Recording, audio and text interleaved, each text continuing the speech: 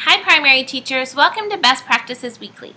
The best practice and research that we'll examine today may change the way that you deliver some of your instruction to your novice and emergent readers. We'll talk today about how making inferences is really important in aiding comprehension and is something that we should foster in children before we ask them to read independently, decode, and look at complex text.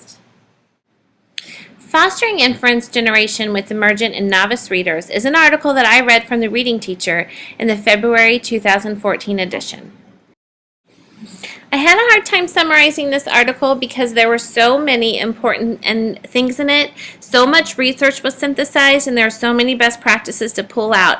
But overall, I would say that this article is about reminding teachers how important it is to make sure that students can generate inferences to inform their reading comprehension, and that teachers who focus on inferences will find that it pays dividends in teaching new readers how to actually read and decode words that they don't know. One of the first things I learned in this article is that there are two types of inferences. The first one we'll talk about are local inferences. Making inferences that are local include identifying pronoun references within books, inferring the meanings of unknown words and the connotations of words, the way that they're used, and filling in unstated information that is not in the text. Global inferences analyze more about how a text relates to the world.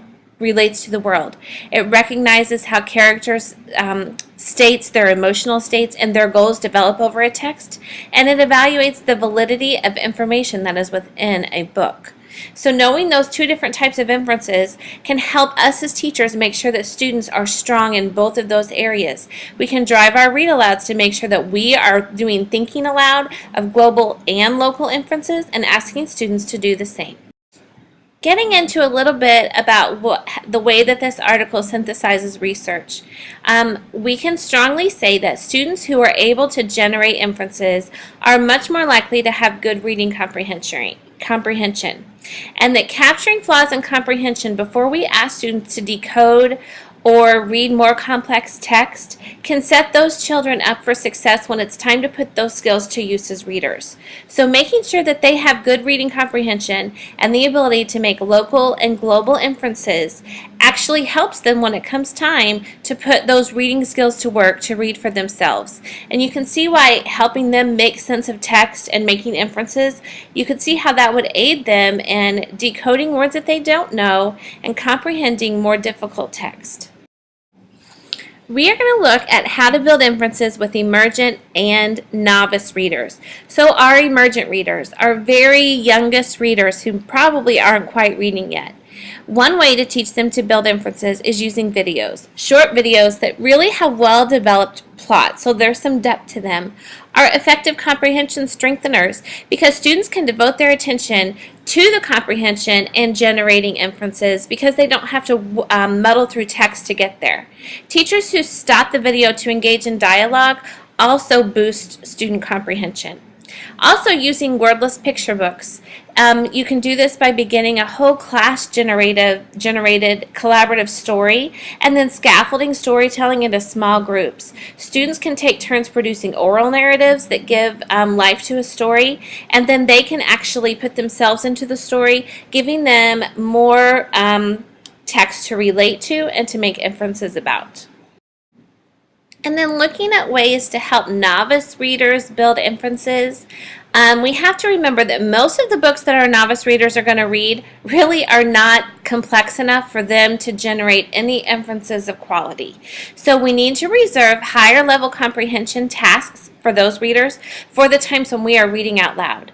Late in first grade and early in second grade, students may find success generating inferences in the stretch text. That means the texts that are within the 300 to 500 range. So those are going to have a little bit more depth to the plot. And also remember with your novice readers not to rush a complex story. Give it the time that it needs for students to fully comprehend it and to have practice making inferences both locally to the story and globally to the world. So looking at what best practices we can pull out of this article and all of this research, I think that it is important for teachers to make sure that they plan their read alouds in advance, so that we can make sure that we are modeling inference generation through our think alouds, and that we include global and local inferences. Using disciplinary units is a good way to build inferencing in students, and primary teachers are rock stars at that. But because in an interdisciplinary unit you would have text sets, students will have knowledge about the topic as you go from book to book. So it's a good way to include students in making those inferences with you. And then remember not to rush young readers to decode and read more complex text, because it may actually hinder their ability to fully comprehend until they are really good at making inferences both globally and locally to a text. So I hope that this research that we've synthesized here for you today is helpful in the way that you structure your small group reading and your large group reading and your think alouds in your classrooms.